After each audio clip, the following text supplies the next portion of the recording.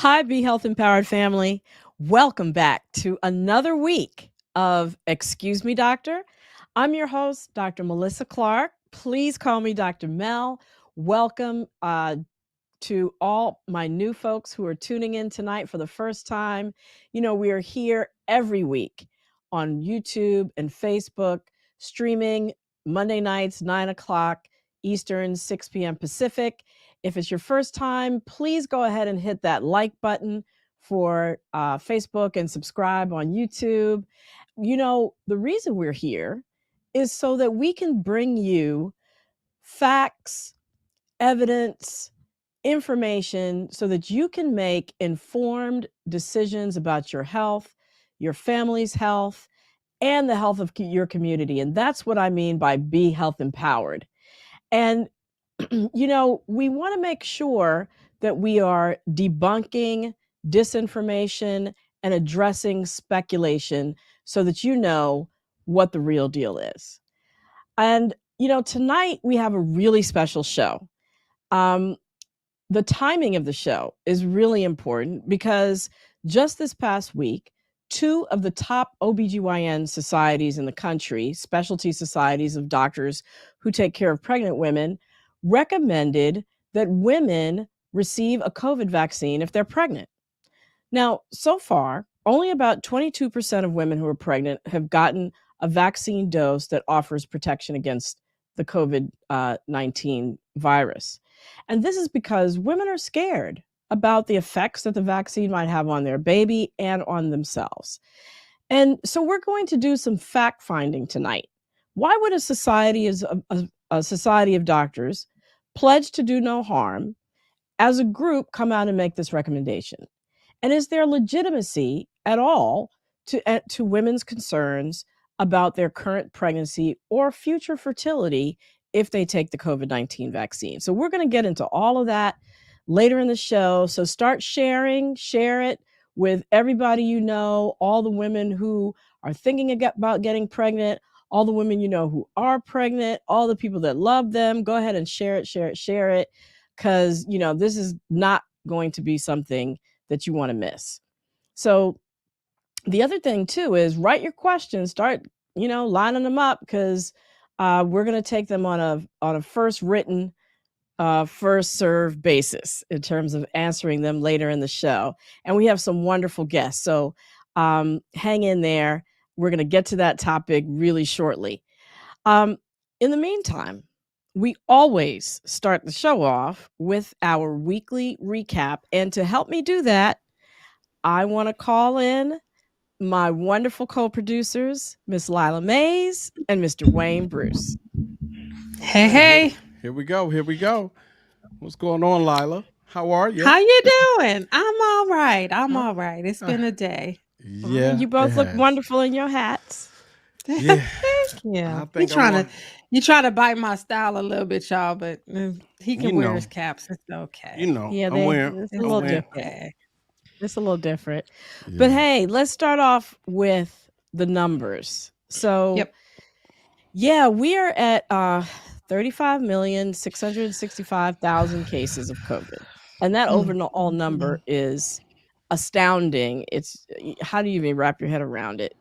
But the crazy thing is we're 18 months into this pandemic and cases are rising like bottle rockets. The climb is steeper right now than it was from last October to January. Wow. We're just adding new cases at a rate of 100 to 125,000 new cases every day. And keeping in mind, that's what 50% of the country vaccinated. So a lot of the people who are vaccinated who might be getting infected aren't going to get tested because they're not having any symptoms at all. So I think that's like a gross undercount probably, because not everybody who is infected is getting tested because they don't have symptoms. Right. Yeah. So we're also seeing hospitalizations go up. Hospitals are reaching their breaking point in several places, especially places where vaccination rates are low, like Texas and Florida and Alabama, Mississippi, Arkansas, running out of beds. And we're seeing people starting to die now because I saw this impassioned plea from a hospital chief medical officer in Louisiana saying, look, not only can we not take care of COVID patients, we can't take care of regular patients who come in for other reasons, like ATV accidents, because we don't have the beds. And unfortunately, like I said, people are dying. We're over 614,000 deaths. We're having a slight increase, not as much as the cases, because we know that deaths lag behind cases. So we're seeing more like 450 to 700 deaths per day, which is a lot. Not where we've been, but we definitely don't want to go back there. Yeah. So before we get to Vax Facts, this actually leads us right into Vax Facts. Many of you know, most of you watching know that our producer Wayne Bruce is a musician himself. He's been with he's had a band very popular in the DMV area, the DC metro area, and the DMV lost a really important musical figure today to COVID complications. So condolences to Chucky Thompson's family and friends. His impact and reach went far beyond the DC area. Wayne's emotional. We all are. This is a significant loss. And it's really sad to me because Chucky was vocally against the vaccine. Well, let me say this. So, each week I can see what's in the comments and going on and what's going on with everything. And Dr. Mel can't and Lila can't see but a little bit. But all you people, and these comments are of Wayne Bruce. They do not represent Dr. Melissa or Lila. They are mine. And I thank Dr. Mel for giving me the space. But you can say what you want in these comments, or whatever Russian troll you are, or uninformed person. But until you are affected by this, ain't no fake tears here. And if you don't like what we're saying, you know how to exit the program. I'm just saying. And I can put you on camera. Now, hold on. I can put you on camera or take you off camera. But if you don't like the program, you can leave. What you can do, though, is stick around and see somebody who has studied this and been trained, okay? And we don't get our information from crazy YouTube things. We just don't. So let me say this. I'm hurt. The DMV is hurt. Hip hop is hurt. R&B. And R&B is hurt. And go-go is hurt. Yeah. So those are three genres of music that Chucky touched. We weren't close, but he was a comrade in arms in this thing called music. So I encourage everybody, if you don't understand what's going on with this virus, listen to us, listen to Dr. Mel. And like I said, you call me whatever you want to, but I'm going to be nice again. I'm going to be nice. I'm going to be nice again.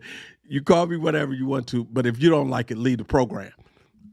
Those who want to stick around and learn, please do. Dr. Mel is studied.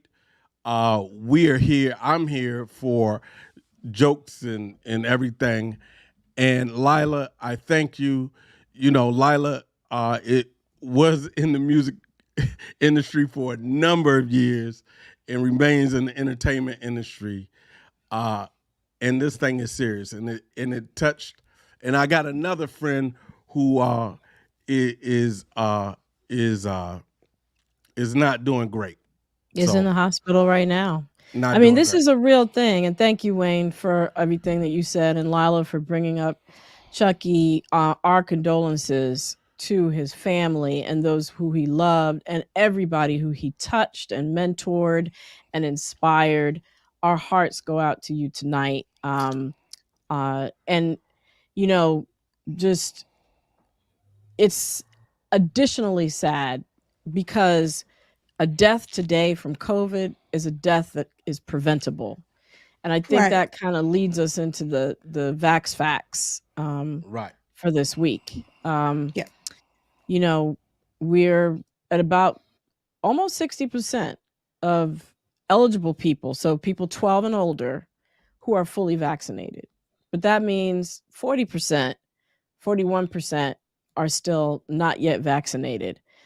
The good news is that over the past 2 weeks, people of color, Black and brown people, have been vaccinated with a first dose of COVID-19 at higher rates than white people. So somehow, I think, even though there are detractors and people who are still saying, I'm going to wait, or I just don't believe in vaccination or whatever, um, you know, Latinos make up 17% of the nation's population, but they totaled more than 25% of the new vaccinations in the past 2 weeks. And African Americans, we're about 12% of the United States population. We're 15% of those getting new vaccinations. So things are changing slowly but surely.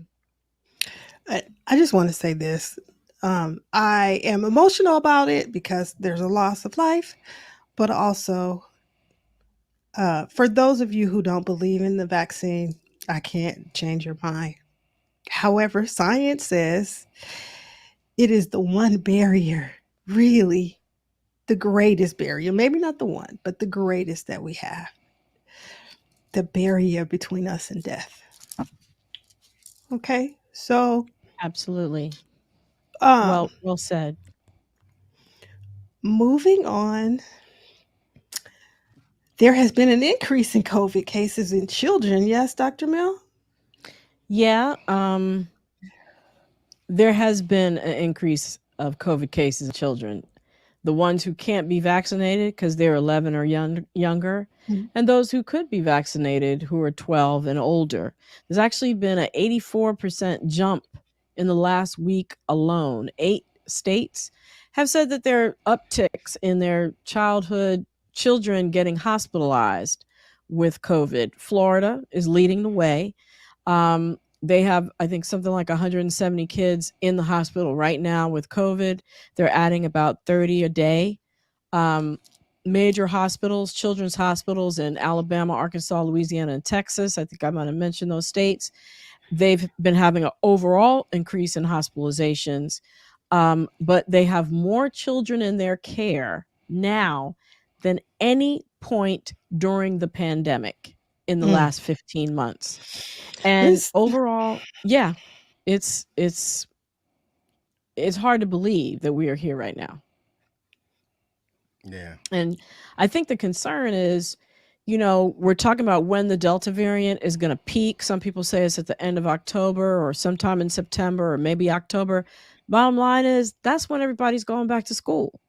And right. these places that are moving full steam ahead as if this not is not happening, I think, I pray for those children and the teachers in those settings where they're all going to be together. I hope that they institute mask mandates. I hope that everybody over 12 gets vaccinated and I hope that they do social distancing and upgrade the ventilation systems, because that's really the only way I think that we're going to be able to keep our children safe in schools. Wow. Oh wow. So, um, I mean, we're both we're emotional right now because some things are going on.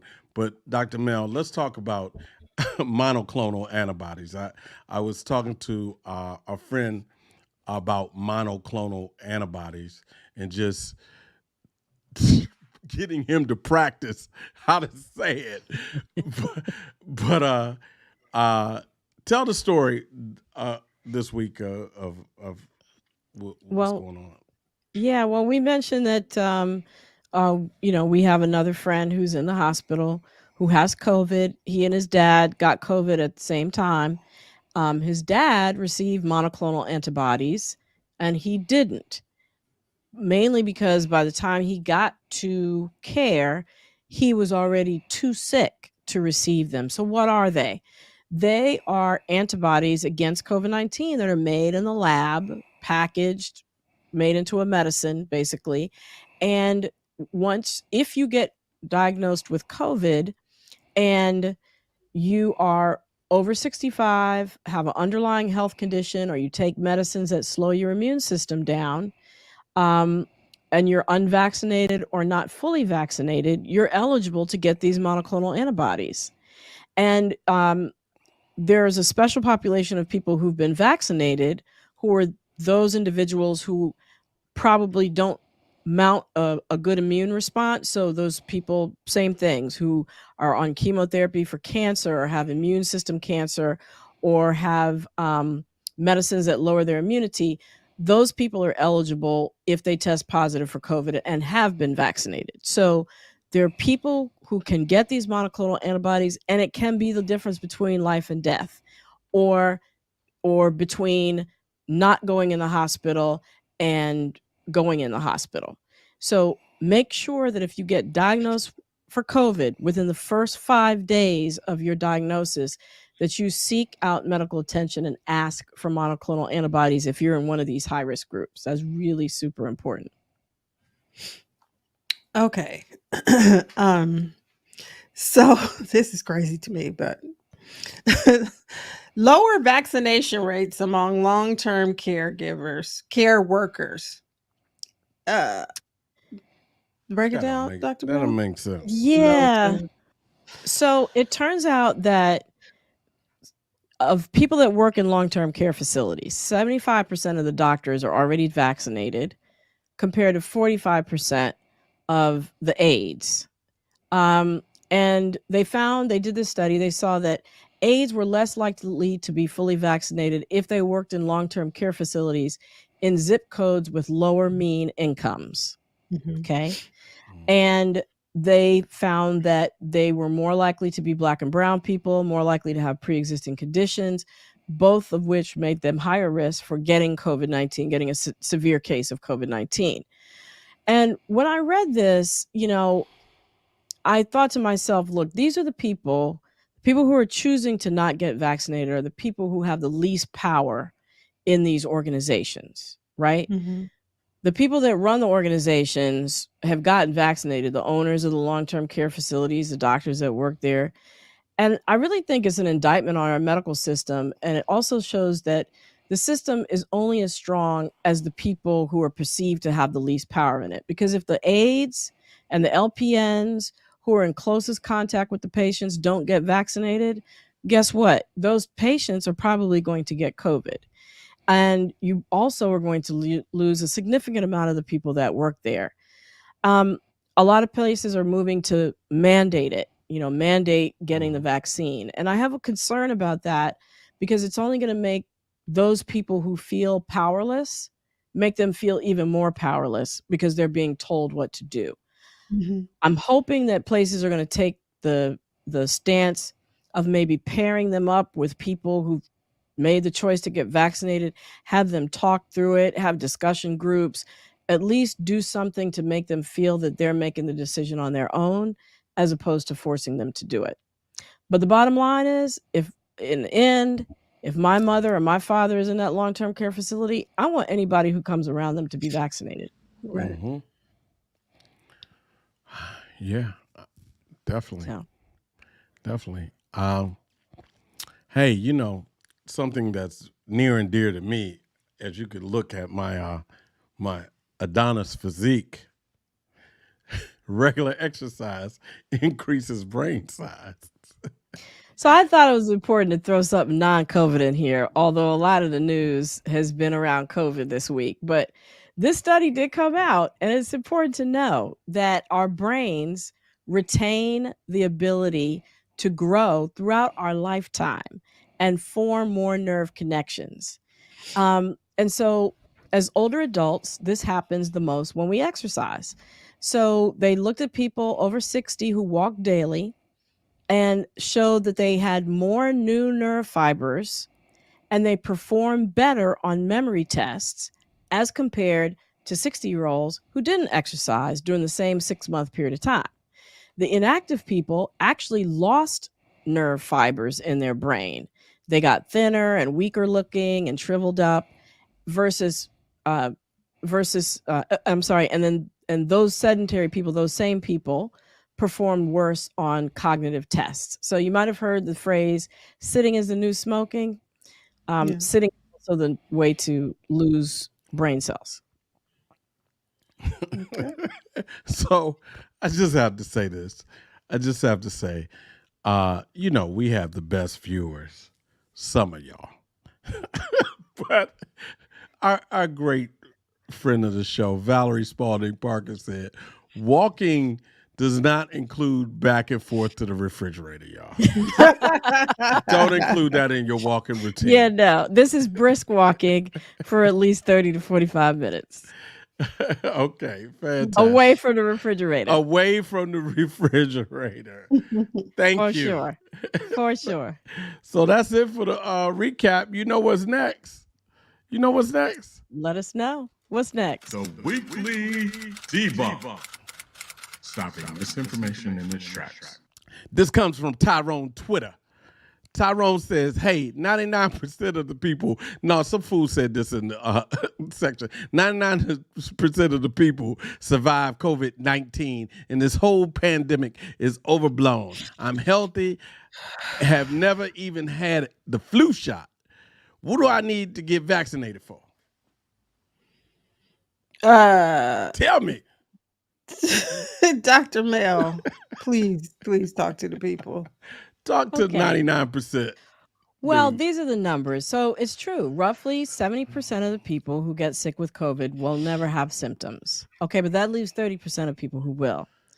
And then serious consequences that could really alter the rest of the person's life occur in about 0.5% of the cases.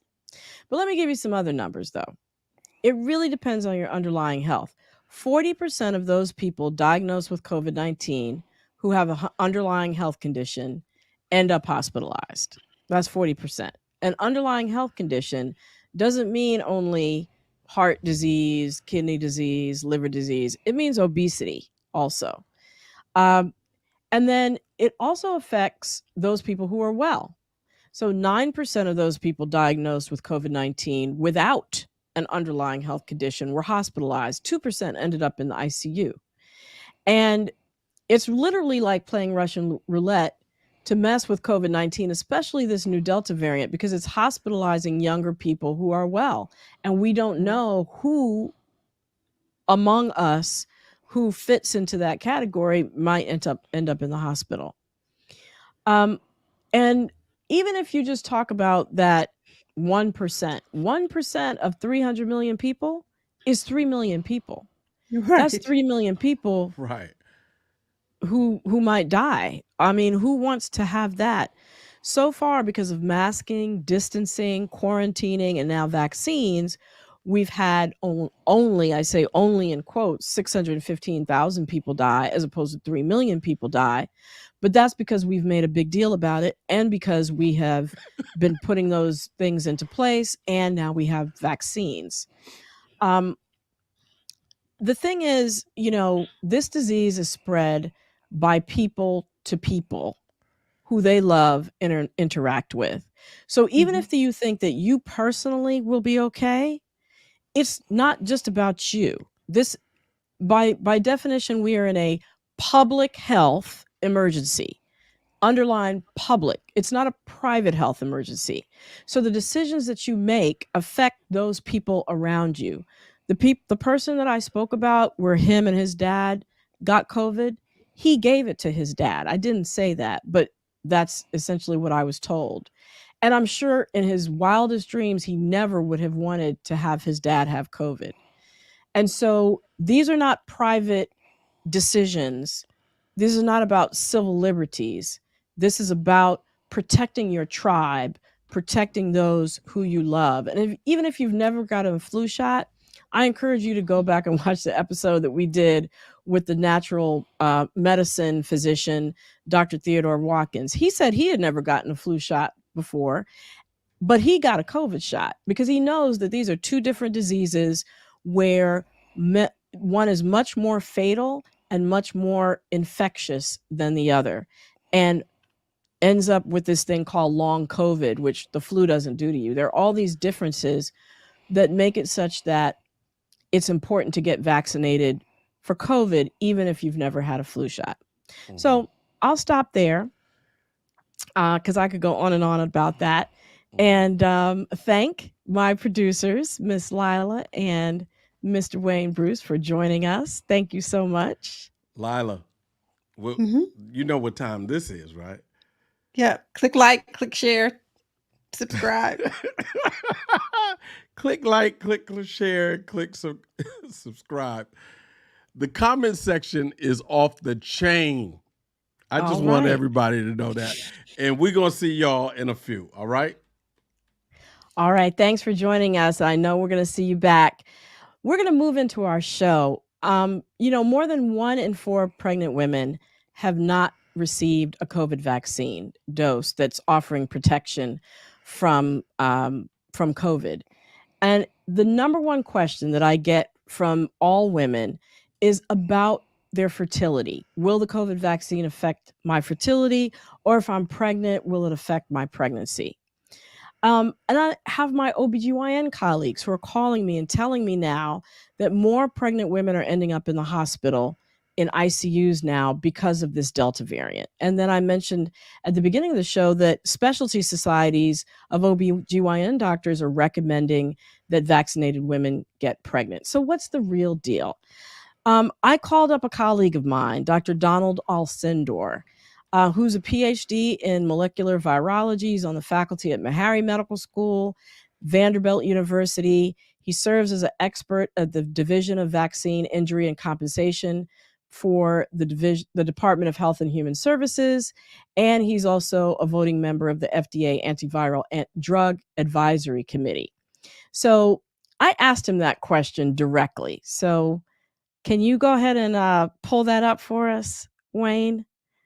This is Dr. Donald. We get more into efficacy. I want to switch to talk specifically about concerns that women have who are trying to get pregnant. Talk to us a little bit about why women should not be concerned about trying to get pregnant from anything that would happen to them if they got vaccinated with with one of the available COVID vaccines. Yeah, so we have to start with fertility because some women are concerned that the COVID-19 vaccine might compromise their ability to have a baby, to their fertility. And it's very much based upon the interactions with the vaccine and a molecule called syncytin-1. Syncytin-1 is required for a pregnancy, for placentation, and for a successful pregnancy. And so there were a number of messages going out suggesting that there was cross-reactivity between syncytin-1 and the spike protein of the coronavirus. And I can tell you there is no support for those ideas that there were cross-reactivity that would hurt fertilization in women. And so when you say cross-reactivity, you mean that antibodies that are made to the spike protein that are made as a result of vaccination would then attack that protein, the syncytin-1 protein that's part of the placenta. Exactly right. So, that's what people's concerns were. That's exactly right. So it would be an autoimmune phenomenon where the body would attack something that's required for development of a fetus and so forth. And so the idea is that there is no information, and of course that supports that notion. I should also say that out of the 358 amino acids that encode the syncytin-1 protein, there are only 4 protein residues that are identical in the syncytin protein and the spike coronavirus protein. So there's no biological basis for the cross-reactivity or the interaction that would develop antibodies that would destroy or damage tissues that are expressing sensitin-1. In other words, it's like if two men were walking down the street and one was a criminal and somebody confused one for the other because they had a red tie on, but the whole rest of their outfit was different. Their hair, their skin color, everything else was different. They just had the red tie on.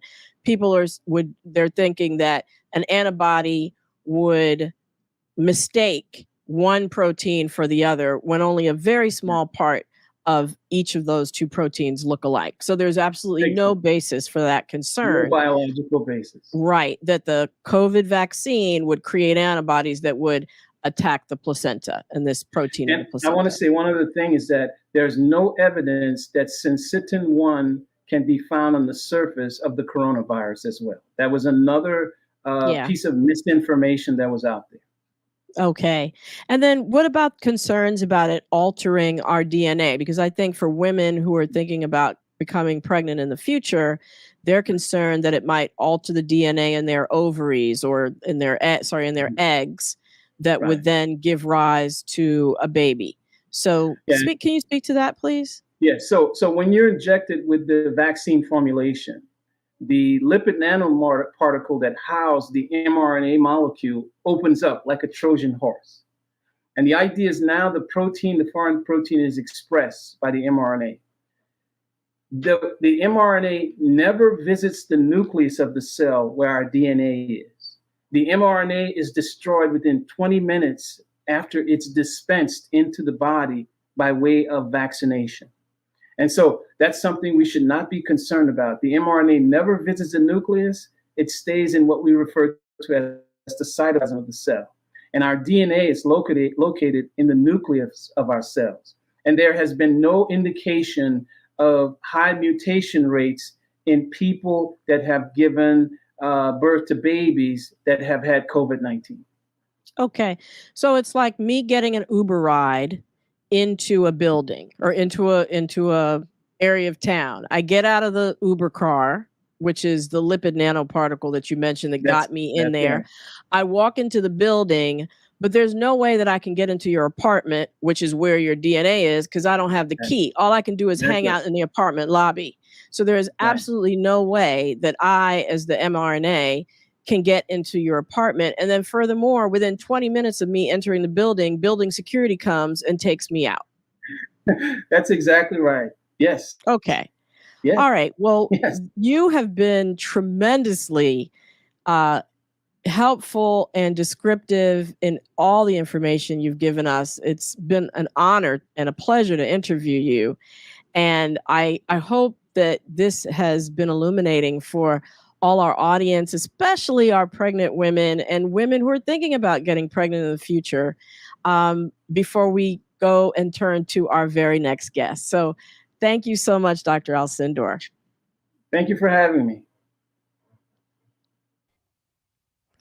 So thanks again, Dr. Alcendor. And in our studio tonight with us, we have two really special guests. Dr. Suleika Michel, who is a board-certified OBGYN. She's had a 20-year career, and she's 4,000 babies in that she is responsible for bringing into this world. She specializes in minimally invasive robotic surgery. She co-chairs the Maryland Health Equity Task Force on maternal mortality, and I am just happy to welcome her tonight. Thank you, Dr. Michel, for joining us. Hello. Hi there. And then we also have Miss Lericia Harris. She's a sports industry veteran, former radio show host, and currently is a freelance reporter covering college and professional athletics. And she can be heard on the streaming show Fourth and Justice about the intersection of sports, race, and politics. She's a proud member of Delta Sigma Theta sorority, but most importantly for this show, she is soon to be mother of twins. Welcome, Lericia. Thanks for joining us. Thank you for having me. Absolutely. So you guys heard the interview with Dr. Alcendor. Dr. Michel, I know that you get these same questions in your office. Now, he was answering from a microbiologist standpoint. How do you answer the question of, I want to get pregnant, should I get the COVID vaccine? So my answer is still yes, you should still get the COVID vaccine. Just as he mentioned, the safety of the vaccine with our pregnant patients and soon to be pregnant patients has really been fairly clear. We haven't seen any potential risks from the vaccine for infertility, for miscarriage, for any type of pregnancy, specific pregnancy concerns from the vaccine, but we have seen it from the infection. So we are strongly encouraging our soon-to-be pregnant moms and our pregnant moms to be vaccinated.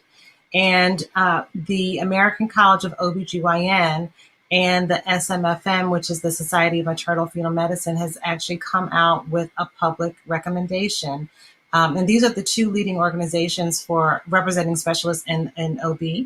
And they do recommend that our pregnant patients be vaccinated against COVID-19. So we are really trying to be proactive with getting our patients vaccinated prior to pregnancy. However, if they happen to get pregnant and they still aren't vaccinated, I'm doing what I can to really educate those patients. And I find that if I can educate the pregnant mom, I've educated a household just by educating the mom, because she's the one that's going to be taking her children to the doctor, her 12 and older children now for vaccine. She's going to be educating, her partner, and it spills over into the extended family as well. So if I can get specific targeted layman term education to my soon to be pregnant moms and pregnant moms, I'm essentially flipping a household. Makes perfect sense to me. Mm-hmm. So, Lericia, I want to bring you in on this because I'm sure you had to go through a decision-making process as to whether you were going to get the COVID vaccine or not. And first of all, let me say congratulations to you. Tell everybody your due date. I am due December 18th.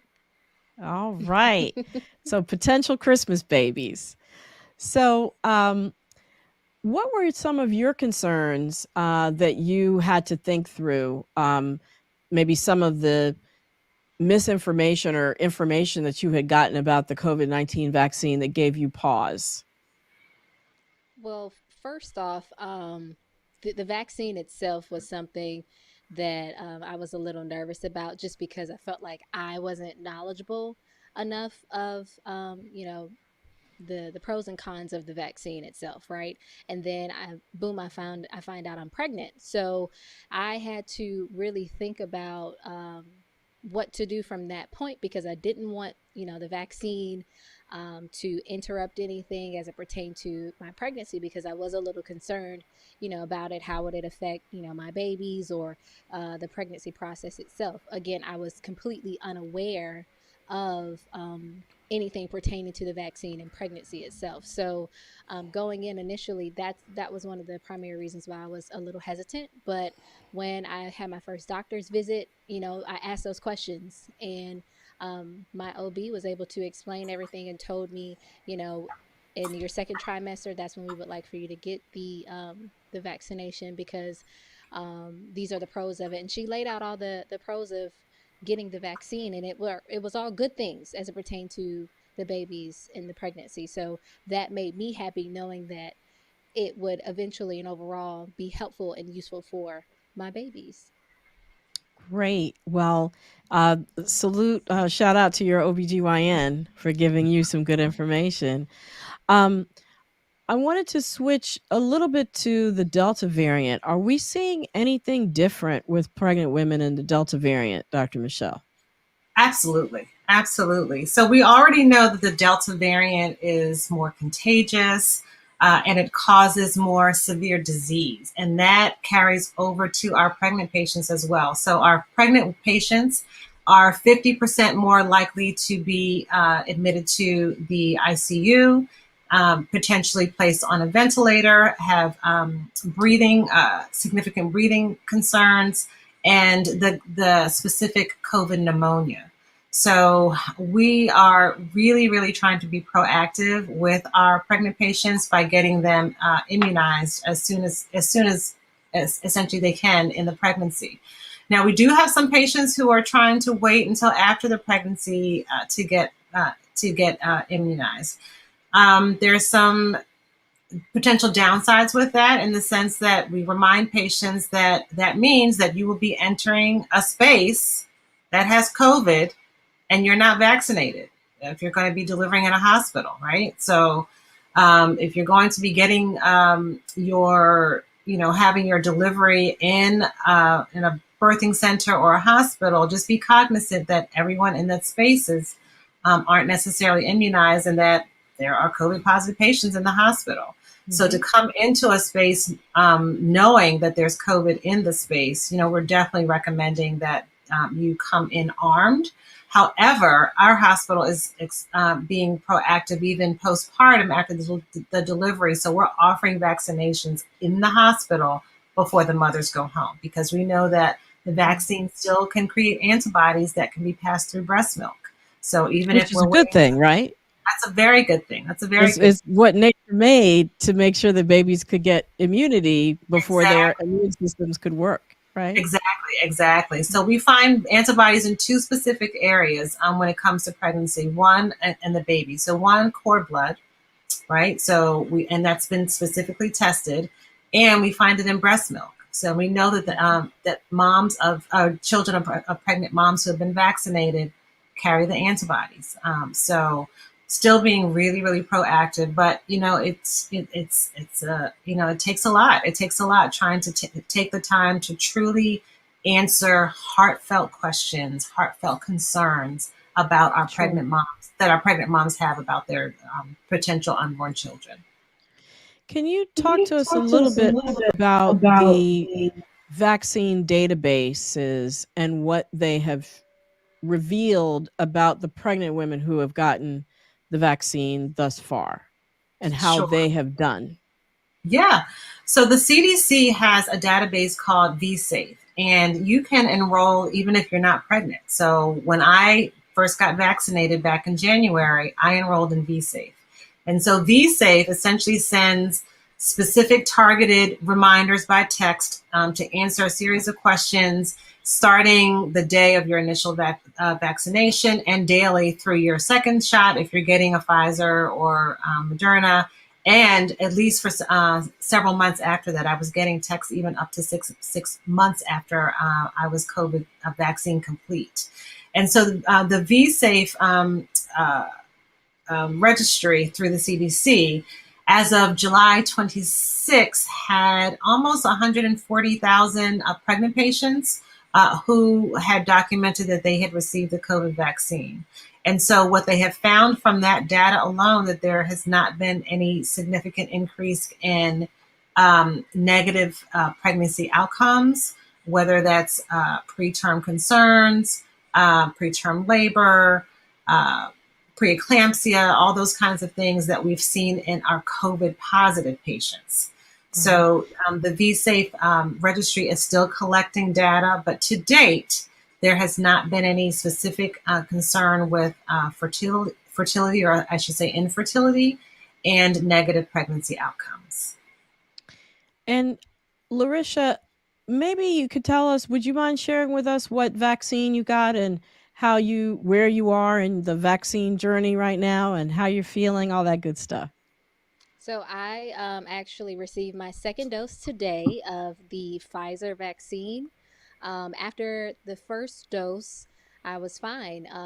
I didn't have any of the side effects whatsoever.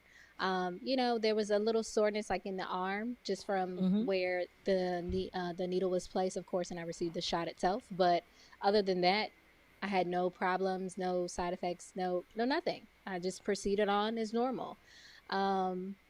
And even after that, like literally last week, I went to the doctor to check on, everything, make sure everything was good as it pertains to my pregnancy, and the babies are growing and everything looks good. And today I went, like I said, I got my second dose of the Pfizer vaccine, and I'm good. I'm not tired, no headaches, nothing like that. It's been good.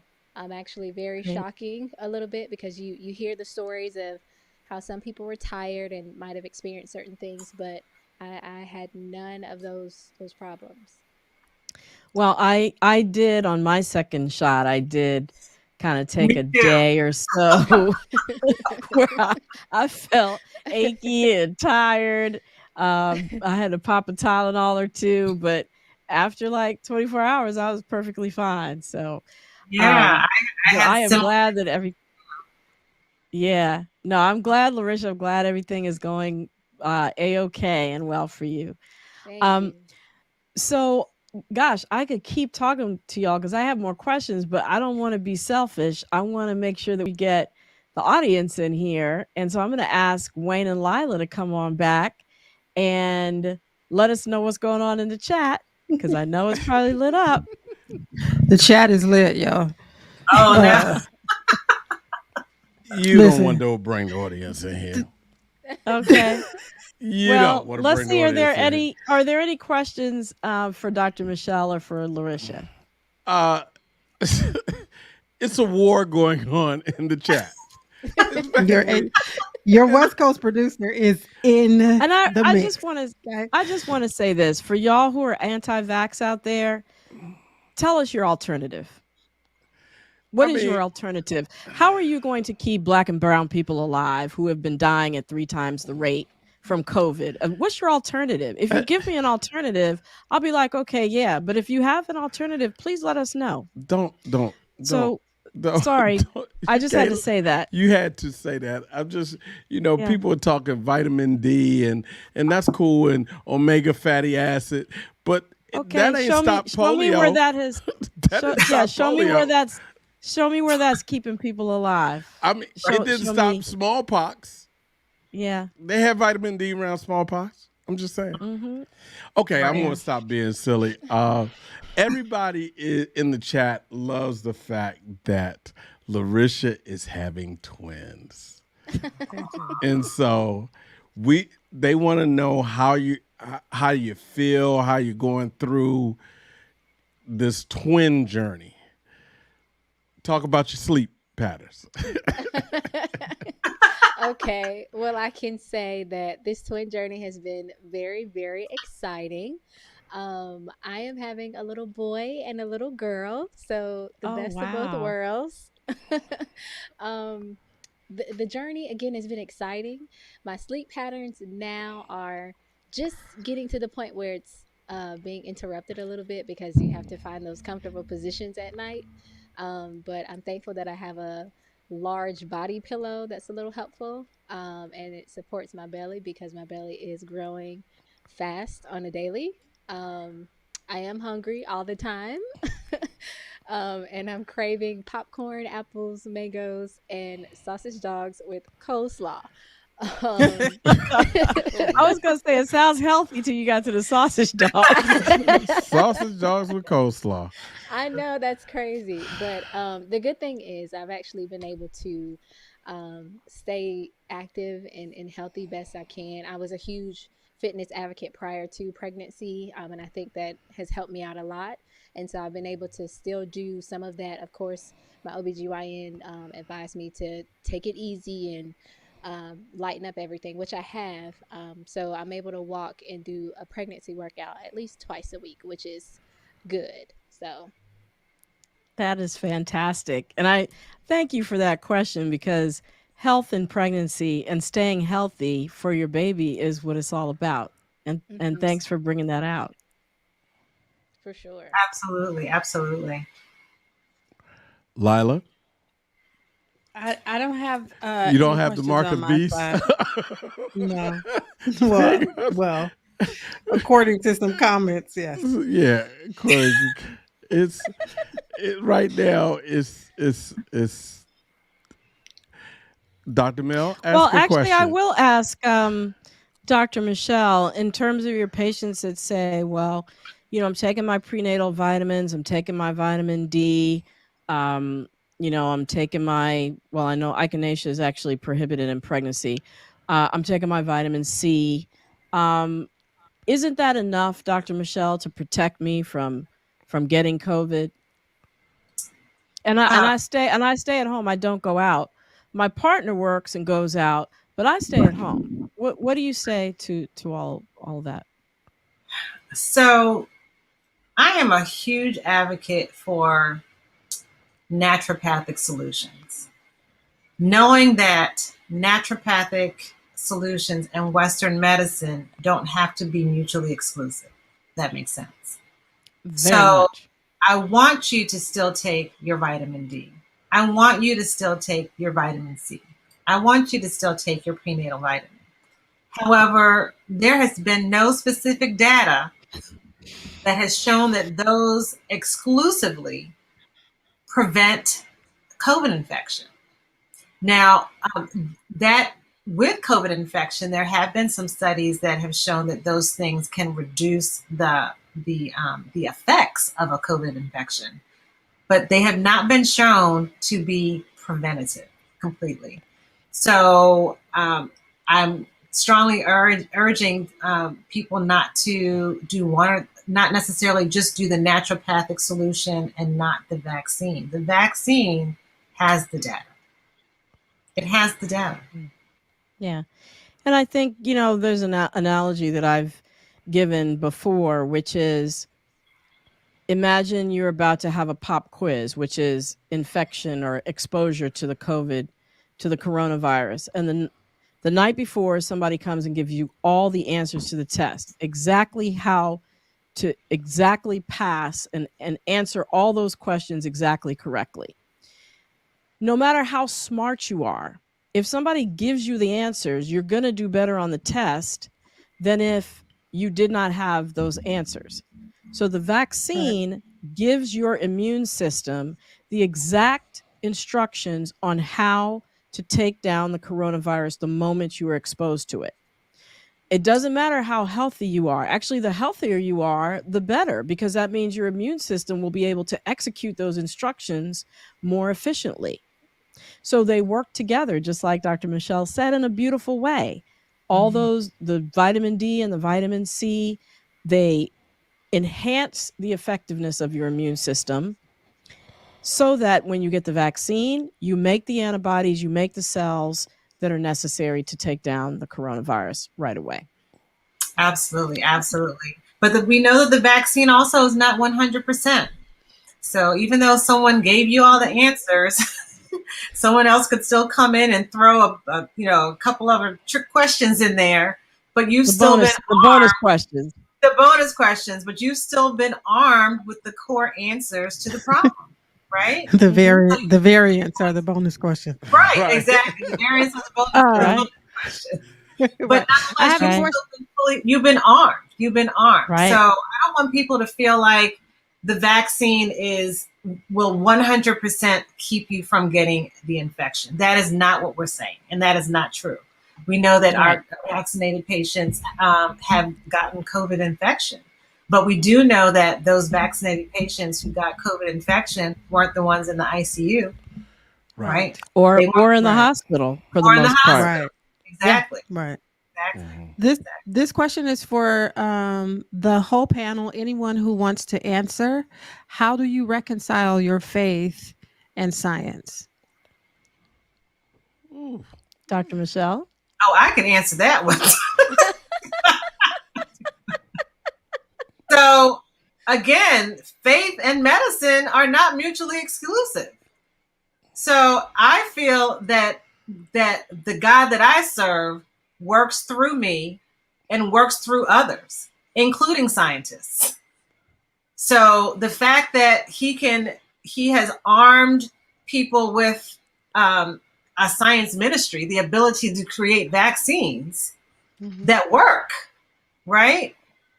We should be embracing those gifts and those skills, those God-given skills. So I still pray for covering for my household, covering for myself. I'm vaccinated, but I'm still praying for coverage of my children, and my children are vaccinated. And that's because the vaccine, again, is not 100% effective. No vaccine is going to be 100% effective.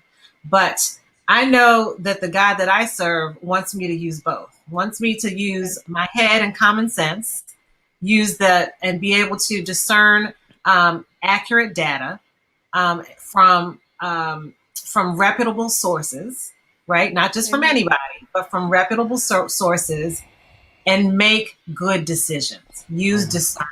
Yeah. All right. And can I Lericia, say this do really you want quickly? to? Yes, please Because do. because my mom is the GOAT. She is actually a pastor of Worth It Nations International Ministries in Brunswick, Georgia, and she literally just texted me because she's watching the show, and she's told me to remind everybody that Luke, God's disciple, was actually a doctor. So Come on now, Come Mom. on, Ma. Come Come on, on, Ma. Come on, Ma. Drop the mic, Mama. Thank Come you. on, Ma. Don't play with Mama. yeah, Mama be on it now. Mama That's said right. knock you out. That's basically And- Mama said knock you out. exactly. And I would say this, just, there is no knowledge that we as humans have that didn't come from God. Mhm. And God uses a variety of ways, as many grains of sand as is on the beach are individuals. And through those individuals, God works to reveal all sorts of things. And to me, all this knowledge works together for us to be able to grow and mature as human beings and take care of each other and serve each other. And that's what I do through the science that God has gifted us with, and through medicine and healing that God has gifted us with. And so I don't see anything incompatible with science and faith. And I shudder when I hear certain ministers say, as in a YouTube video, I think that Wayne played for me, with a minister saying, you have God, you don't need a mask, you don't need a vaccine, you don't need social distancing. Because I'm wondering if that same pastor would say to his congregation, you don't need a burglar alarm on your house, you don't need an airbag, you don't need a seatbelt, you don't need a gun, because it was, let's talk about the group of people he was talking to. I'm pretty sure some of them had guns at home. Don't take away their guns. Right, exactly. Don't take away their guns. So, again, there is nothing incompatible between science and faith. I really don't think so. And I think they all work together. Mhm. I agree. Okay, Lila. I mean, that was. I'm just. I can't. I have nothing more Great to question. say. Whoever That's a answered great- it, whoever That was asked a it, great thank you very question. much. Mhm. Absolutely. So- Any closing questions? I think we have time for one more brief one. No, I don't have one, Dr. Mel. All right. We're- Well, I we're- think we can we're go at- ahead and wrap, because can- this has been a wonderful panel. I want to thank Dr. Alcendor, who dropped that video in there on us, and wonderful knowledge. Dr. Michelle, friend of the show, thank you so much for joining us once again and giving us that wonderful information. Lericia Harris, you are a true gem. And thank you to your mother, our new pastor. Oh wait, she sent me something else, guys. Let me tell you really quickly. She All right. says, "That's why those that were lepers were put out of the camp until they went through the cleansing period." Listen. Well, there you go. Social distancing. If only. Come on Social now. distancing. Exactly. Mama So be thank on it. you. Thank you to her. And, best of health to you and your family and your little boy and little girl who are on their way right now. We wish you the best of health and Godspeed with your delivery and the expansion of your family. Thank And you. so, absolutely. And thank you, as always, to Lila and Wayne, my co-producers. Thank you for all the wonderful questions and the comments from the audience tonight. Positive or negative, we take them all. And we thank you for participating. I'll be on the Russ Parr Morning Show tomorrow morning at 7:48 exactly a.m. Eastern Time. So tune in if you can. If I don't see you or talk to you between now and then, be safe out there. And remember, always be wise, be well, and be health empowered. Thanks for joining.